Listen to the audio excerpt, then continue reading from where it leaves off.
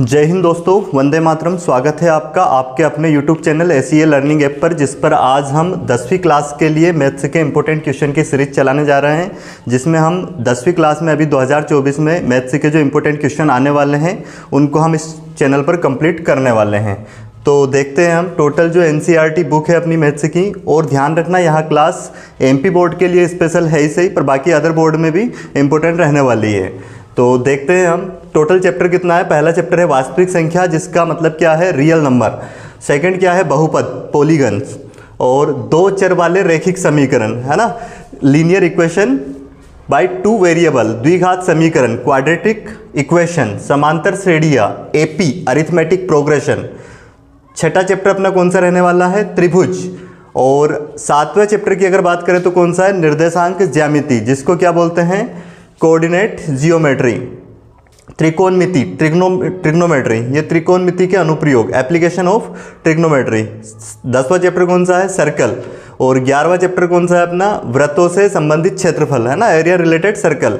पृष्ठीय क्षेत्रफल और आयतन, तो क्या है, lateral surface area and volume, surface area और वॉल्यूम। सांख्यिकी, स्टैटिस्टिक्स। और 14 चैप्टर कौन सा है अपना, प्रायिकता, प्रोबेबिलिटी। तो ये जो 14 चैप्टर है, इनमें से जो महत्वपूर्ण क्वेश्चन है उनको हम करने जा रहे हैं 10वीं क्लास के लिए। ठीक है, तो देखते हैं हम फर्स्ट चैप्टर से ही।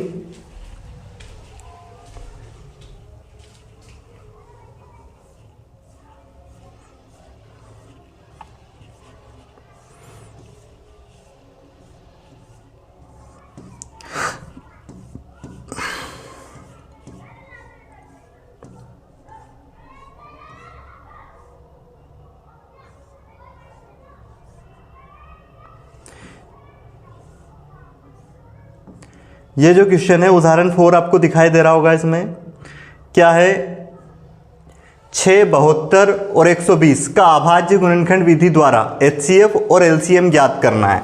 तो देखते हैं कैसे करेंगे हम। कौन कौन सी संख्या, 6, 72 और 120। तो अभाज्य गुणनखंड विधि द्वारा इनका हमें ज्ञात करना है क्या क्या, HCF भी और LCM भी। तो सबसे पहले हम इसके फैक्टर करेंगे। 6 के क्या हो जाएंगे, 2 से काटेंगे, 2 तिया 6, फिर 3 से कटेगा, ये 3 एकम 3। उसके बाद हम देखें 72 को काटेंगे तो ये 2 से कटेगा कितनी बार में, 36। फिर 36 को 2 से काटेंगे, कितनी बार में कटेगा, 18 बार में। फिर 2 से इसको काटेंगे, कितनी बार में कटेगा, ये 9 बार में। फिर 3 से कटेगा, 3 तिया 9, 3 एकम 3। फिर वैसे ही 120 को हम काटने वाले हैं, 2 छंग 12। फिर 2 से ये कटेगा, 2 तिया 6। फिर 2 से काटते हैं कितनी बार में, 15। और फिर 3 से कटेगा कितनी बार में, ये 5। फिर 5 से कटेगा 1 बार में। अब हमें इनका निकालना है क्या, पहले LCM निकालेंगे हम। LCM ऑफ कौन कौन सी संख्या होगा, 6, 72 और 120 का। तो LCM के लिए हम क्या करते हैं, यहाँ से जैसे 2 अगर देखें तो 2 सबसे ज़्यादा बार कहाँ पे आ रहा है, इसमें यहाँ पे 3 बार आ रहा है, और यहाँ पे भी कितनी बार आ रहा है, 3 बार। और यहाँ पे कितनी बार है, 1 बार। तो जहाँ पे ज़्यादा है 2 वो लेंगे हम। तो 2 गुणित 2 गुणित 2, यहाँ पे 3 टाइम आ रहा है तो ये हमने 2 ले लिया है। यहाँ पे कितनी बार, 3 बार। वैसे ही फिर देखेंगे 3 मैक्सिमम टाइम किस जगह पे आ रहा है, यहाँ पे। इसमें देखेंगे तो 3 कितनी बार आ रहा है, 2 बार। और यहाँ पे 1 बार। तो कितनी बार लेंगे इसको हम। और 5 को अगर देखें तो 5 इसमें नहीं है, यहाँ पे ध्यान रखना, 2 है ये। और 5 इसमें भी नहीं मिल रहा है, इसमें भी कॉमन नहीं है, इसमें है 5। तो यहाँ से क्या लेंगे, 5। इन सब का कर लेंगे हम मल्टीप्लाई। तो मल्टीप्लाई करेंगे तो कितना हो जाएगा, ये 8। और इनका गुना करेंगे कितना, 9। और ये 5। तो 8 × 40, 40 में 9 का गुना करेंगे, कितना हो जाएगा, 9 × 36, 360। तो इसका LCM कितना आ जाएगा, 360। तो ये समझ में आ गया होगा सभी को। अब देखते हैं इसका HCF, इन संख्याओं का HCF क्या होगा। 6, 72 और 120 का HCF। अब HCF होगा यहाँ पे जो कॉमन संख्या होगी। तो देखें कॉमन क्या है, एक तो 2 हर जगह कॉमन है, और देखो कॉमन क्या है, 3 यहाँ भी है, यहाँ भी है, यहाँ भी है। तो 3 भी कॉमन है। तो कितना हो जाएगा, 3 दूनी 6। तो 6 क्या हो जाएगा इसका HCF, और LCM कितना हो जाएगा, 360। ठीक है, अब देखते हैं हम एक्सरसाइज का क्वेश्चन। अब देखो फर्स्ट जो एक्सरसाइज है 1.1, इसके जो पहला क्वेश्चन है उसमें सभी क्वेश्चन को एक जैसे ही हल करना है। तो एक क्वेश्चन मैं इसका करवा रहा हूँ, बाकी क्वेश्चन आप कर सकते हो, बाकी सारे क्वेश्चन बनने एक जैसे ही है ना, क्योंकि ऑब्जेक्टिव में इस टाइप का क्वेश्चन आ सकता है। देखो क्या दिया गया है, पहला क्वेश्चन 140 का हमें क्या करना है, निम्नलिखित संख्याओं को अभाज्य गुणनखंडों के गुणनफल के रूप में व्यक्त कीजिए। तो इसका गुणनखंड क्या बनेगा, 2 से काटेंगे हम इसको, अभाज्य संख्याओं से काटते हैं, 2 7 14, फिर अब ये 2 से कट जाएगा वापस से, 2 3 6, यहाँ कितना बचेगा 1, 2 5 10, अब ये कटेगा किससे 5 से, 5 7 35, फिर इसको काटेंगे किससे 7 से कटेगा, 7 एकम 7। तो 140 के अभाज्य गुणनखंड क्या हो जाएंगे, 2 गुणित 2 गुणित 5 गुणित 7। इसको ध्यान रखना, ऐसे भी लिख सकते हैं, जैसे 2 यहाँ पे 2 बार है तो इसकी घात कितनी है 1 1, तो घातें जुड़ जाएगी, कितनी हो जाएगी 2 की घात 2 इंटू में 5 इंटू 7। तो ये क्या हो जाएगा, इसका करेक्ट आंसर हो जाएगा। इस तरह से लिखना है। अब ये बाकी के क्वेश्चन आपको करके देखना है। इसके नेक्स्ट एक्सरसाइज का क्वेश्चन, इसके नेक्स्ट क्वेश्चन देखते हैं। इसमें से क्या ज्ञात करना है, पूर्णांकों के निम्नलिखित युग्मों के एचसीएफ और एलसीएम ज्ञात कीजिए, और ध्यान रखना इसकी जांच कीजिए कि दो संख्याओं का गुणनफल बराबर क्या है, एचसीएफ इंटू एलसीएम। मतलब इसमें क्या करना है, हमें इनका एलसीएम और एचसीएफ ज्ञात करना है, और ये जांच करनी है कि दोनों संख्याओं का जो एलसीएम और एचसीएफ का गुणनफल आएगा वो इन दोनों संख्याओं के गुणनफल के बराबर आएगा। तो देखते हैं क्या है, संख्या है हमारे पास 26 और 91। तो इनके पहले हम प्राइम फैक्टर निकालेंगे, अभाज्य गुणनखंड। ये 2 से कटेगा, 2 एकम 2, 2 तिया 6, फिर ये 13 से ही कटना है एक बार में। इसको अगर हम काटें 91 को, तो ये 7 से कटेगा, 7 एकम 7, 7 तिया 21, फिर किससे कटना है, ये 13 से। तो अगर इनके हम बात करें एलसीएम की, तो एलसीएम तो क्या आना है, एलसीएम ऑफ 26 एंड 91 क्या आएगा, सभी संख्याओं का गुना करना पड़ेगा। तो यहाँ पे 2 एक बार है, 2 और क्या लेंगे 7 और 13, इनका मल्टीप्लाई कर लेंगे, 7 दून 14, या फिर इसमें गुना कर देंगे कितना 13 का। तो 13 चुक 52 का 2 हासिल 5, फिर 13 एकम 13 5 कितना हो जाएगा 18, 182 तो इनका एलसीएम हो जाएगा। और एचसीएफ की अगर हम बात करें तो एचसीएफ क्या आना है, इनका कॉमन क्या है, दोनों जगह 13 कॉमन है, तो 13 क्या हो जाएगा एचसीएफ हो जाएगा। अब हमें जांच करनी है,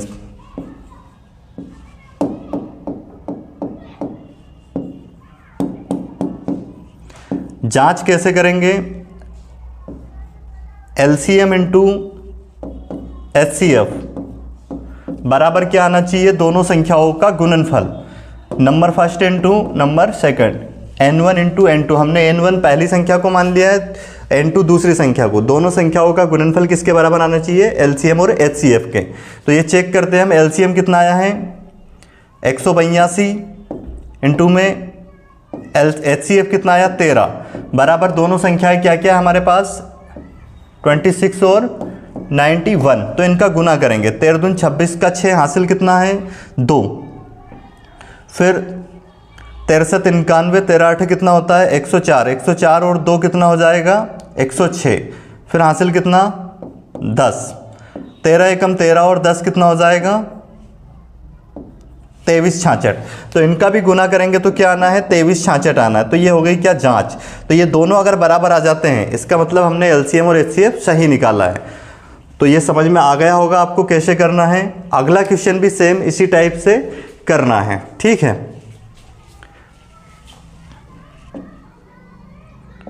तो अगला क्वेश्चन देखते हैं अब हम। इंपॉर्टेंट क्वेश्चन की अगर बात करें तो ये जो तीसरा क्वेश्चन है, तीसरे क्वेश्चन का क्या है, पहला क्वेश्चन, इसका हम क्या निकालेंगे, अभाज्य गुणनखंड विधि द्वारा इसका भी एलसीएम और एचसीएफ ज्ञात करना है।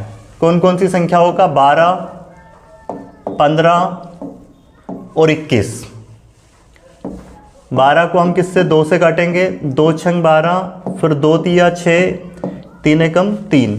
इसको 15 को काटेंगे, 15 कटेगा किससे 3 से, 3 5 15, 5 एकम 5, वैसे ही फिर किसको काटेंगे, 21 को। 3 से कटेगा 3 7 21 और फिर 7 एकम 7। एलसीएम निकालेंगे इनका तो क्या आएगा एलसीएम, तो 12 15 और 21 का हम निकालेंगे एलसीएम। तो एलसीएम क्या आएगा, 2 ज़्यादा बार कहाँ पे, यहाँ पे, तो 2 यहाँ से लेंगे हम, कितना 2 गुणित 2। फिर 3 अगर देखें तो 3 हर जगह एक एक बार आ रहा है, तो एक बार ही लेंगे उसको। और फिर देखेंगे 5 यहाँ पे नहीं आ रहा है, तो एक बार आ रहा है यहाँ पे, यहाँ से लेना पड़ेगा 5 और यहाँ पे कितना 7। इनका मल्टीप्लाई कर लेंगे, कितना हो जाएगा 2 दूनी 4 और 4 का गुना 5 में कर लेंगे कितना 20 और 7 तिया 21। इनका मल्टीप्लाई कर लेंगे आपस में, 21 दून 42 420। तो क्या आ जाएगा इनका एलसीएम। अब अगर एचसीएफ की बात करें तो एचसीएफ क्या होगा इनका, 12 15 21 का एचसीएफ होगा। एचसीएफ मतलब होता है हाईएस्ट कॉमन फैक्टर। तो इसमें देखो कॉमन संख्या कौन सी है, तो यहां पे अगर हम देखें तो 3 सभी जगह आपको कॉमन मिल रहा है, तो एचसीएफ क्या हो जाएगा इसका 3, यही इसका आंसर हो जाएगा। तो ये आपको समझ में आ गए होंगे। अब देखना ये जो 4th क्वेश्चन है मोस्ट इंपॉर्टेंट क्वेश्चन है, ध्यान से समझना इस क्वेश्चन को, है ना। इस एक्सरसाइज में ये क्वेश्चन मोस्ट इंपॉर्टेंट है, पिछली बार भी एग्जाम में आया है, हर साल लगभग ये क्वेश्चन आता ही है। तो इसको कैसे करेंगे समझना। क्या दिया गया हमें, 12 15 और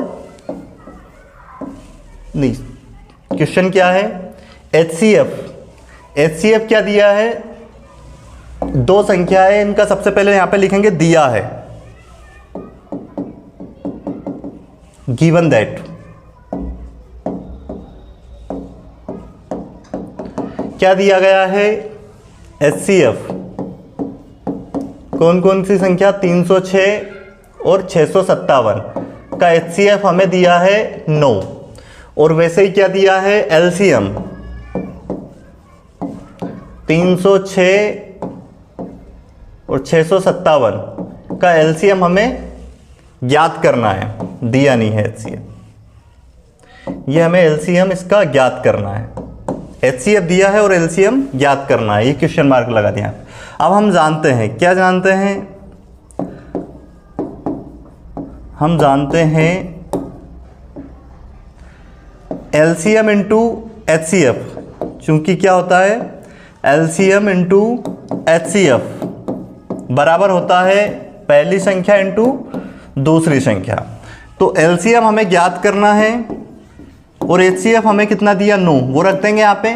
n1 का मान कितना 306 इंटू n2 का मान कितना है 657। अब ये 9 बटे में चला जाएगा, तो एलसीएम यहाँ पे ज्ञात हो जाएगा। एलसीएम बराबर कितना हो जाएगा 306 इंटू में 657 बटे में 9 से इसको भाग देंगे, कितना हो जाएगा 9 तिया 27, 3 बचेंगे, 9 चुक 36। अब इनका हम आपस में मल्टीप्लाई कर लेंगे। तो इनका मल्टीप्लाई अगर हम करते हैं तो कितना आ जाएगा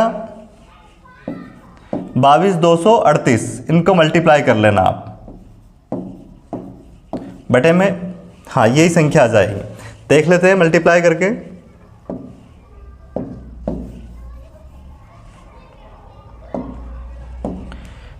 क्या करना है मल्टीप्लाई, 2 संख्या है हमारे पास, 657 में मल्टीप्लाई करना है 34 का। तो पहले 4 का गुना करेंगे, 4 7 28 का 8 हासिल 2, 4 5 20 और 2 कितना हो जाएगा 22, फिर 2, 4 6 24 2 26। फिर यहाँ पे क्रॉस लगाएंगे, 3 का गुना करेंगे, 3 7 21 का 1 हासिल कितना आ जाएगा 2, 3 5 15 2 17, फिर हासिल 1, 3 6 18 और 1 19। अब इनको हम जोड़ेंगे, 8 3 7 और 6 कितना हो जाएगा हमारे पास 13 का, फिर 3, फिर हासिल कितना आ जाएगा 1। तो ये कितना हो जाएगा 3, 9 3 कितना हो जाएगा 12, 12 का 2, फिर हासिल 1 इसमें जुड़ जाएगा। तो 22 338 आएगा, है ना, मिस्टेक हो रही थी, 22 338 इसका करेक्ट आंसर हो जाएगा। ये इसका क्या आ जाएगा एलसीएम। तो उम्मीद है आपको ये सवाल समझ में आ गया होगा। अब देखते हैं हम नेक्स्ट एक्सरसाइज के क्वेश्चन। नेक्स्ट एक्सरसाइज में से ये क्वेश्चन कर रहे हैं हम,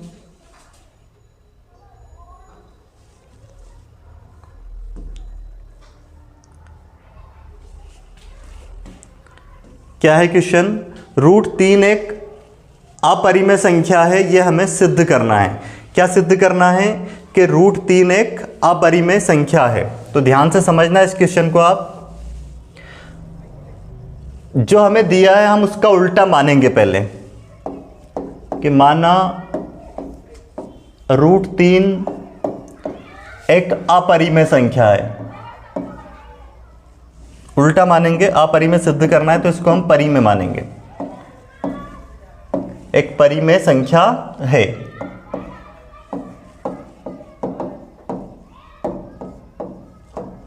अब जब यदि अगर ये परिमेय संख्या है तो इसको हम किस रूप में लिख सकते हैं, √3 बराबर लिख सकते हैं a/b, और यहां पे मान लेंगे a और b क्या है, सह अभाज्य संख्या है।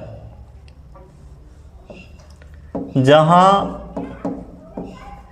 a और b सह अभाज्य संख्या है। कौन सी, सह अभाज्य संख्या है।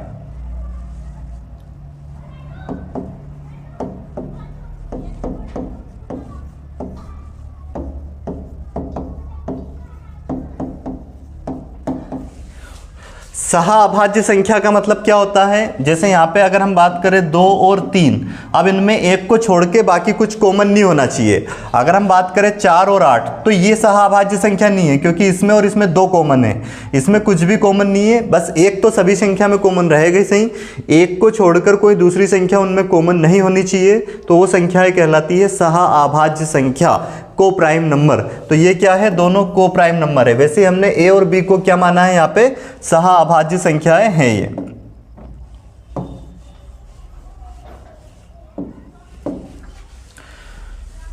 तो अब क्या करेंगे, इस b का गुना इधर जाके हो जाएगा, तो कितना हो जाएगा ये b इंटू में √3 बराबर कितना हो जाएगा a।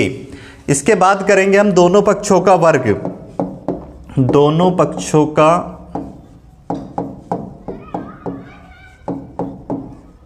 वर्ग करने पर। अब दोनों पक्षों का अगर वर्ग करेंगे तो इसका वर्ग करेंगे कितना हो जाएगा, ये b का स्क्वायर और √3 का वर्ग इंटू में 3 बराबर कितना हो जाएगा, a का स्क्वायर। तो यहां से b स्क्वायर बराबर कितना हो जाएगा,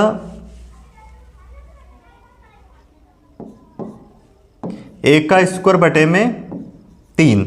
इसको नाम दे सकते हैं हम इक्वेशन फर्स्ट।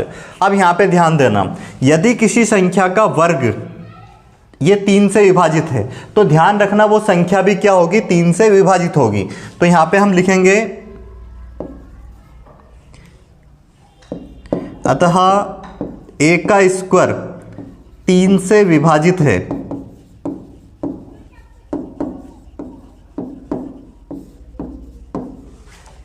a का स्क्वायर 3 से विभाजित है, तो a भी 3 से विभाजित होगा।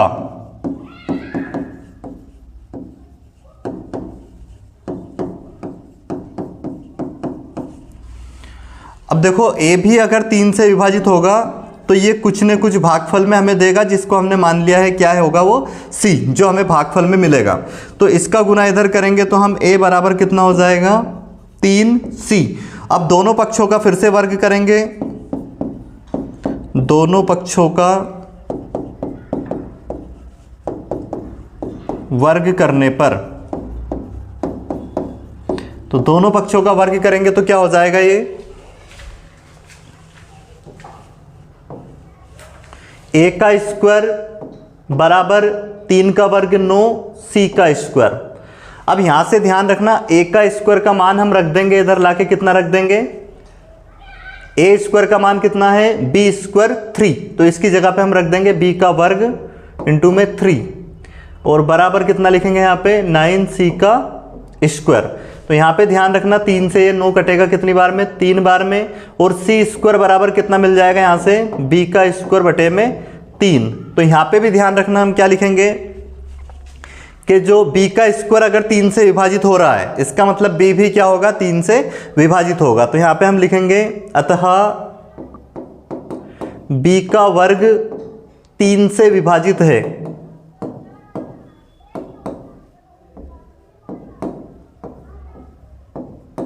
तो बी भी 3 से विभाजित होगा। अब देखो यहां पे ध्यान से समझना बात को, क्योंकि यहां पे हमने क्या माना था, ए और बी सहाअभाज्य संख्या है, और यहां पे हम क्या बोल रहे हैं कि ए भी 3 से विभाजित है और बी भी क्या है, 3 से विभाजित है। और ए और बी 3 से विभाजित कब होगा, जब उनमें 3 कॉमन होगा वहां पे। आगे बात समझ में। तो अब यहां पे ए और बी में अगर 3 कॉमन है तो ये यहां पे जो हमने माना था कि ये सहाअभाज्य संख्या है, ये तो हमने जो मान के चले थे उसके विरुद्ध हो गया। तो यहां पे हम लिखेंगे लाइन, क्या लिखेंगे, अतः यहां हमारी कल्पना का क्या है, विरोधाभास के कारण ऐसा हुआ है कि ए और बी क्या हो रहा है, 3 से विभाजित हो रहा है। इसके बाद लिख देंगे हम अतः √3 क्या है, एक अपरिमेय संख्या है। ठीक है, ये लाइन आपको इसमें नोट कर देना है, ये वाली। इसके बाद क्या लिखोगे,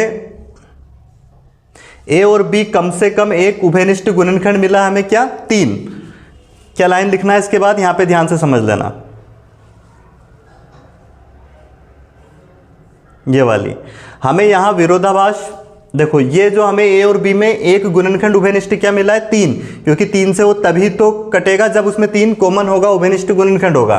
तो वही लिखना है, अतः ए और बी में कम से कम एक उभयनिष्ठ गुणनखंड 3 है, परंतु इससे इस तथ्य का विरोधाभास प्राप्त होता है कि ए और बी जो हमने क्या माना था, सहाअभाज्य संख्याएं है।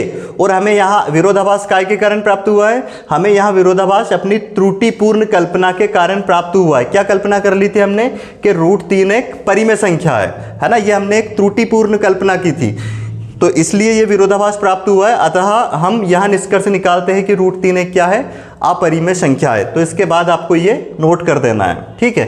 तो अब इस टाइप से अगले क्वेश्चन को भी आपको ऐसे ही करना है, जैसे अगर यहाँ पे √3 की जगह पे अगर क्या आ जाए, √5 को सिद्ध करना हो, तो √3 की जगह पे हम क्या करते जाएंगे, बस √5 उसमें करते जाएंगे और आपका आंसर आ जाएगा। बाद में अंत में यही लाइन उसमें भी लिखना है, ठीक है। तो उम्मीद है आपको ये समझ में आ गया होगा। अब देखते हैं हम नेक्स्ट चैप्टर से।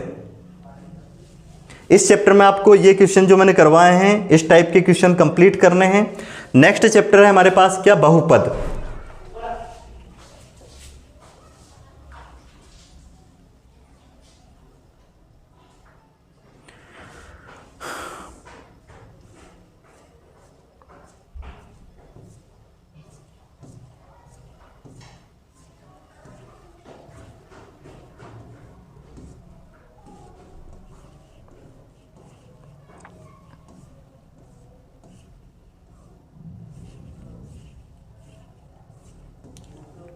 फर्स्ट एक्सरसाइज के क्वेश्चन देखो 2.1 के सारे क्वेश्चन एक जैसे कर है। ऑब्जेक्टिव में इस टाइप का क्वेश्चन आ सकता है, या फिर ये ग्राफ बनाने के लिए ग्राफ देंगे और आपसे पूछेंगे क्या है, किसी बहुपद में px जो फंक्शन है, px के लिए y बराबर यदि क्या है, px का एक ग्राफ नीचे आकृति 2.10 में दिया गया है, तो प्रत्येक स्थिति में आपको px के शून्यक ज्ञात करने हैं। px के शून्यक मतलब ये ग्राफ जितने जगह पे x को काटेगा उतने उसके शून्यक होंगे। जैसे कि यहाँ पे ये x अक्ष है, ये y अक्ष है। अब ये जो ग्राफ है ये इसको एक भी जगह पे x अक्ष को नहीं काट रहा है, इसलिए इसके शून्यक कितने निकलेंगे, 0। अब यहाँ पे अगर हम बात करें इसके कितने होंगे, यहाँ पे x को कितनी जगह पे काट रहा है, एक जगह पे, तो इसके कितने होंगे, 1। वैसे यहाँ पे ये x को कितनी जगह पे काट रहा है, 3, 1 2 3, तो इसके शून्यक कितने निकलेंगे, 3। तो इस तरह से इसके सारे क्वेश्चन करने हैं। इसका आंसर आपको देना है कितने शून्यक होंगे, x अक्ष को कितनी जगह पे काट रहा है, 2, x एक्सिस को, तो कितने आ जाएंगे इसके शून्यक, 2। इसकी बात करें तो इसके कितने होंगे, 1 2 3 4, और इसके कितने होंगे, वैसे इसके निकालने हैं 1 2 3, ठीक है। अब देखते हैं नेक्स्ट एक्सरसाइज।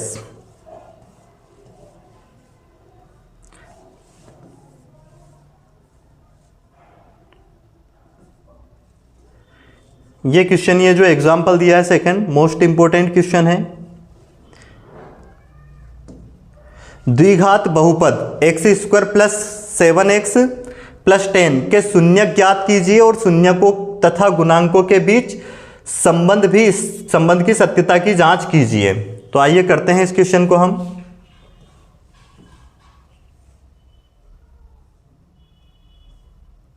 क्वेश्चन क्या है, x square plus 7x plus 10, ये एक बहुपद है कि हमें शून्यक ज्ञात करने दो और शून्यकों तथा गुणांकों के बीच संबंध की सत्यता की जांच कीजिए। तो देखते हैं, सबसे पहले इसको हम सोल्व करेंगे फैक्टराइजेशन मेथड से, गुणनखंड विधि से। तो इस 7x को ऐसे तोड़ना है दो संख्याओं में कि उनका गुना करें तो कितना आना चाहिए 10। इसका गुना यहाँ पे इसके गुणांक में जो संख्या होगी एक्स स्क्वायर के, उसके गुणांक में इसका गुना करना है। तो एक है, इसके गुणांक में कितना आ रहा है 10। इस 7x को ऐसे तोड़ना है दो संख्याओं में कि उनका गुना करें, मल्टीप्लाई करें तो कितना आना चाहिए 10, और प्लस और माइनस कर, प्लस या माइनस करें तो कितना आना चाहिए 7। तो ऐसी दो संख्याएं हमें मिल गई है, कौन कौन सी, 5x प्लस 2x, क्योंकि इन दोनों को जोड़े तो 7x आ जाएगा, गुना करने पे प्लस का 10x स्क्वायर आ रहा है। अब यहां से कॉमन अगर हम देखें इन दोनों में, दो दो के पेयर बनाएंगे, ये एक पेयर, ये एक पेयर, ये इस पेयर में हमें कॉमन मिल गया क्या x, तो क्या बच जाएगा x प्लस, यहां बचेगा 5। और यहां से कॉमन अगर देखें तो इसमें और इसमें दो कॉमन है, तो अंदर क्या बचेगा x प्लस 5। अब यहां पे अगर हम बात करें तो x प्लस 5 दोनों जगह है तो ये कॉमन आ जाएगा x प्लस 5, और यहां कितना बचेगा x प्लस 2। अब यहां पे शून्यक ज्ञात करना हमें, तो इसलिए लिखेंगे शून्यक के लिए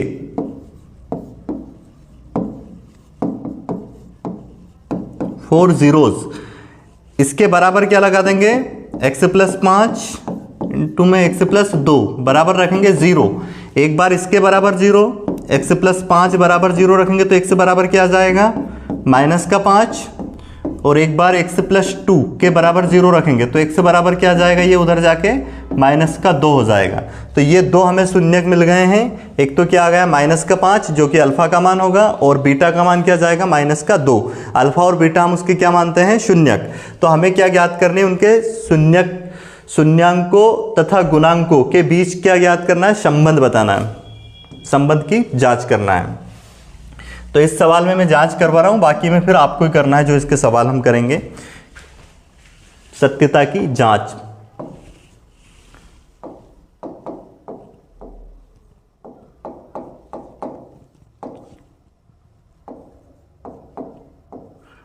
कैसे करेंगे ये ध्यान से समझना।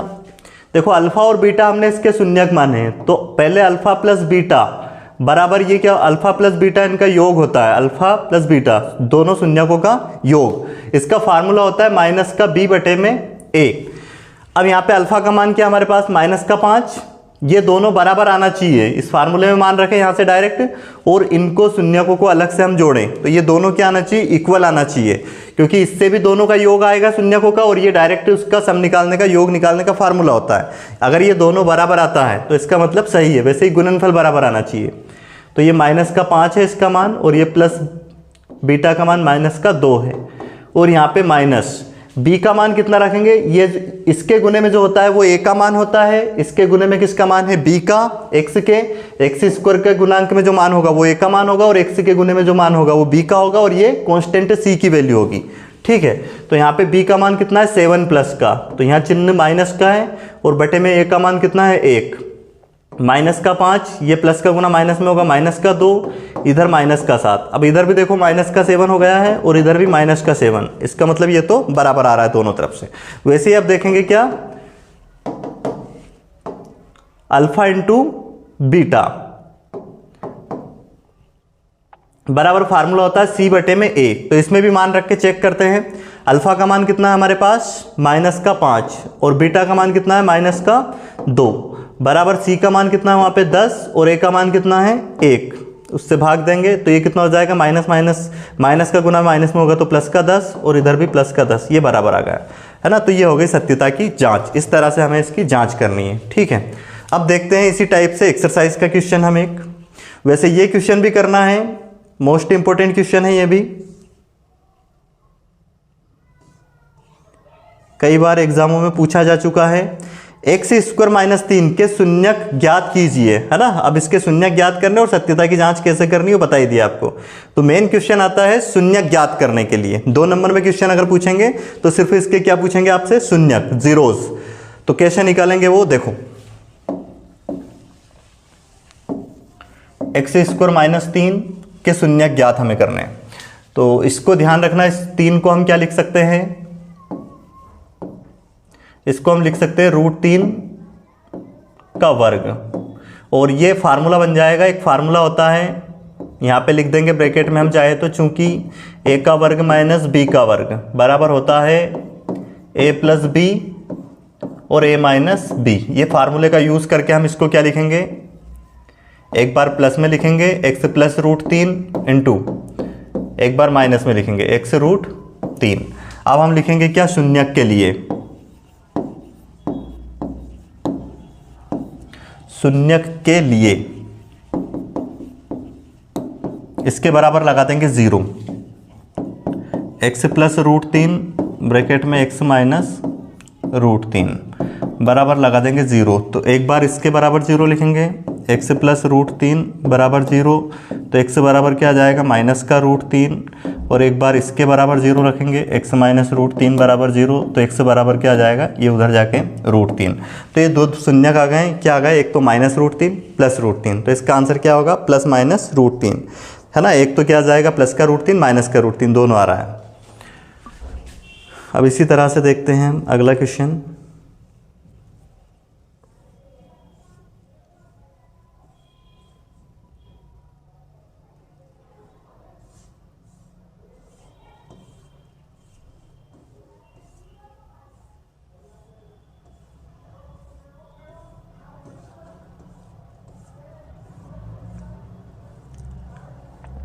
अब ये एक्सरसाइज के मैं आपको 2 क्वेश्चन बता रहा हूँ, इसके ये 2 क्वेश्चन करने हैं।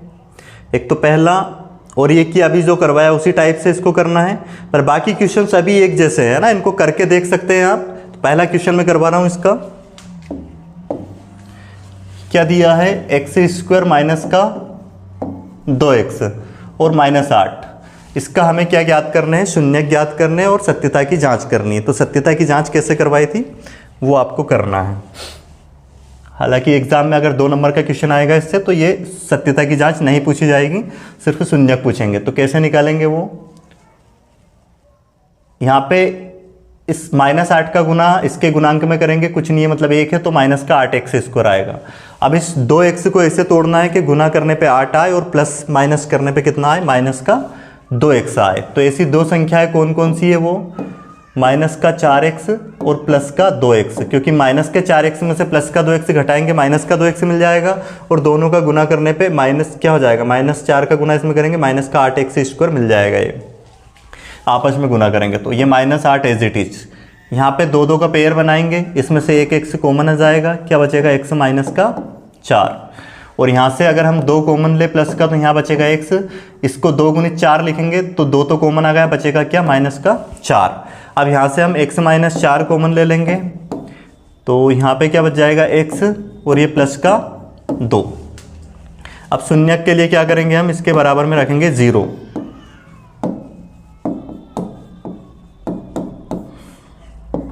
x माइनस 4 x प्लस 2 बराबर 0।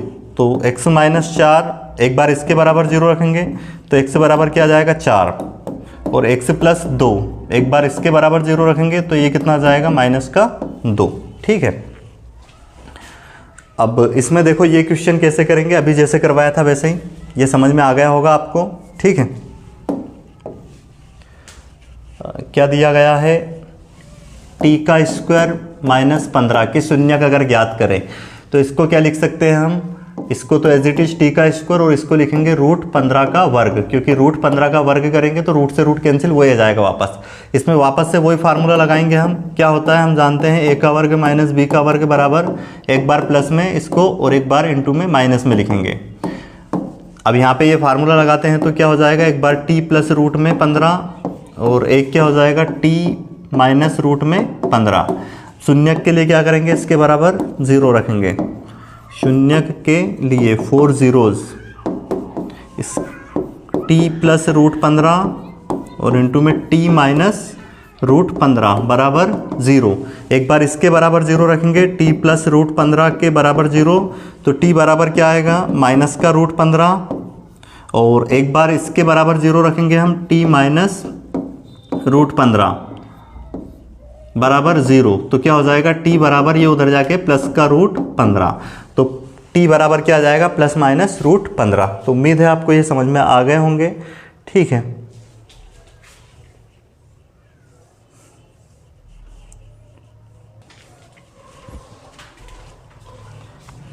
चलो देखते हैं अब हम इसका दूसरा क्वेश्चन। जो दूसरे क्वेश्चन है, ये सारे क्वेश्चनों को हम किस टाइप से करेंगे वो समझना है। क्या ज्ञात करना है, एक द्विघात बहुपद ज्ञात कीजिए। मतलब यहाँ पे हमें द्विघात बहुपद बनाना है। दिया क्या गया है, जिसके शून्यकों के योग, मतलब योग और गुणनफल, मतलब ये शून्यकों का योग है 1/4 और शून्यकों का गुणनफल कितना है -1 है ना। प्रत्येक ऐसे कितने 6 सवाल दिए हैं इसमें। तो देखते हैं इन सवालों को कैसे करेंगे। फर्स्ट क्वेश्चन देखो, सबसे पहले हम लिखेंगे दिया है शून्यकों का योग। तो हम शून्यक को क्या मानते हैं, अल्फा और बीटा, मतलब अल्फा प्लस बीटा बराबर हमें क्या दिया है माइनस का, ये प्लस का 1/4 दिया है। और वैसे ही क्या दिया है इनका गुणनफल, अल्फा इंटू बीटा बराबर कितना दिया है -1। तो हम क्या जानते हैं यहाँ पे, हम जानते हैं फार्मूला कि अल्फा प्लस बीटा बराबर क्या होता है -b/a, ये फार्मूला होता है। और इसका मान क्या दिया हमें अल्फा प्लस बीटा का 1/4, और ये कितना है माइनस का b/a। तो इसको b/, जैसे माइनस का चिन्ह है आपके पास ये, तो माइनस इधर लगा सकते हैं और b/a हम इधर लिख देंगे, तो ये इधर कितना हो जाएगा -1/4। ठीक है, अब वैसे ही हम ये था, वैसे ही क्या दिया है अल्फा इंटू बीटा बराबर क्या जानते हैं हम, ये होता है c/a। तो अब यहाँ पे अल्फा इंटू बीटा का मान कितना दिया -1 बराबर कितना c/a। इसके बटे में कुछ नहीं है, मतलब 1 लगा सकते हैं। तो यहाँ से हम c/a बराबर क्या लिख सकते हैं -1/1। अब यहाँ पे ध्यान देना, 1 का मान यहाँ पे तो कितना है 4, और यहाँ पे 1 का मान कितना आ रहा 1। तो इसको 4 बनाने के लिए इसमें 4 का गुना यहाँ भी करेंगे और यहाँ भी करेंगे। तो c/a बराबर आपको क्या मिल गया -4/4।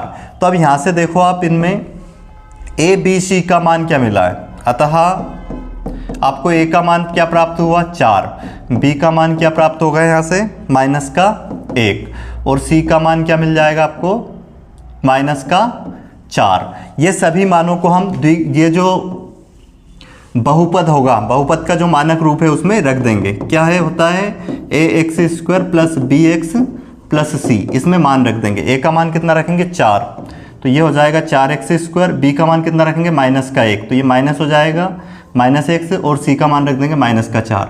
तो ये बन गया एक द्विघात बहुपद। ठीक है, इस टाइप से हम सभी क्वेश्चनों को सोल्व कर सकते हैं। अब देखते हैं इसका अगला क्वेश्चन, एक और क्वेश्चन जो हमें दिया गया है।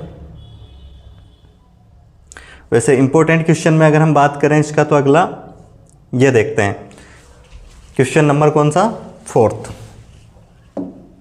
क्या दिया है इसमें, बाकी आप करके देखना।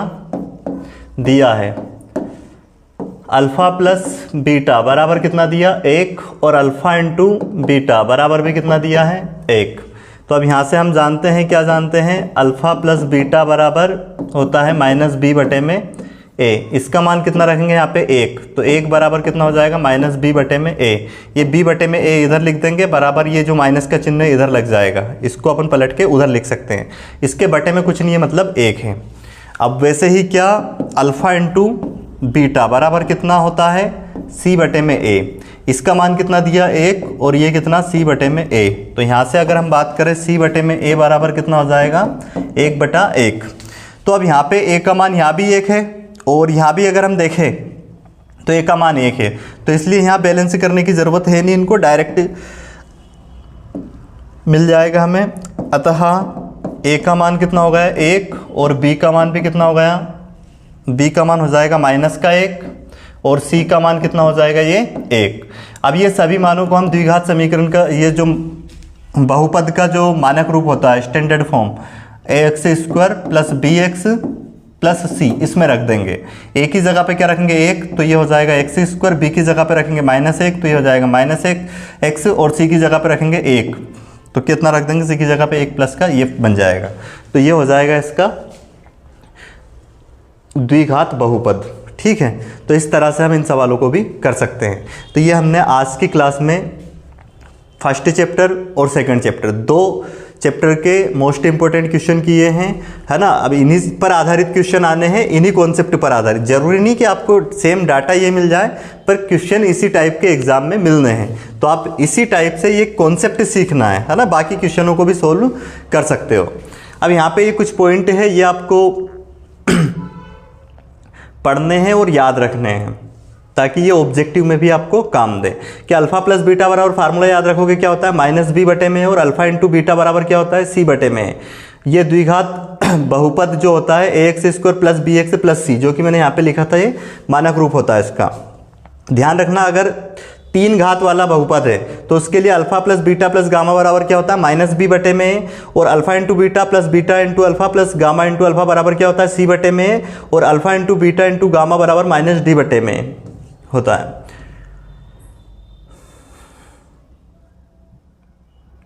ये ध्यान रखना पॉइंट क्या है, घात 1, 2 और 3 के बहुपद क्रमशः क्या कहलाते हैं। एक घात वाले बहुपद को हम रेखिक बहुपद लीनियर पॉलीगन बोलेंगे, और 2 घात वाले बहुपद को द्विघात बहुपद बोलेंगे, मतलब क्वाड्रेटिक पॉलीगन, और 3 घात वाले बहुपद को हम क्या बोलेंगे, त्रिघात बहुपद। ध्यान रखना, एक द्विघात बहुपद ax square plus bx plus c, जहां a b c क्या है, इसमें वास्तविक संख्या है, रियल नंबर है, और a is not equal to 0 के रूप में हो सकता, मतलब a का मान क्या नहीं हो सकता इसमें, 0।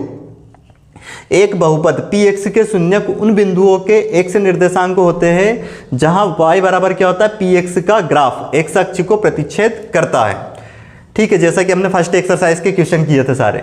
एक द्विघात बहुपद के अधिक से अधिक 2 शून्यक हो सकते हैं, और त्रिघात बहुपद के कितने हो सकते हैं, अधिक से अधिक 3 शून्यक हो सकते हैं। तो ध्यान रखना, जो जितनी इनकी, जैसे यहाँ पे अगर क्या लिखा है 3x square plus 2x plus 2, ये एक द्विघात बहुपद है। अगर घात मैक्सिमम 2 है तो उसके मैक्सिमम शून्यक कितने ज्ञात की हो सकते हैं, 2। अगर घात 3 है तो शून्यक कितने निकलेंगे उसके, 3।